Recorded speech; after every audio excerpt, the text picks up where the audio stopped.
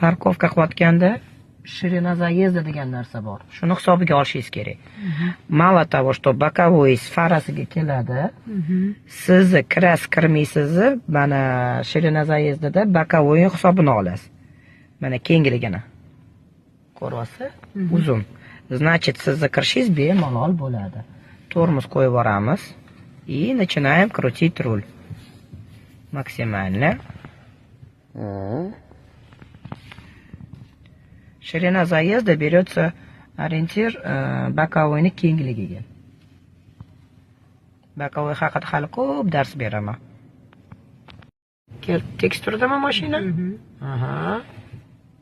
Ozgina oldiga. Stop. Ориентир nimaga oldik? Sariq polasi bokovoyni tagida. Demak, biz dastalba urdik, mana bu oldi mashinani urdik.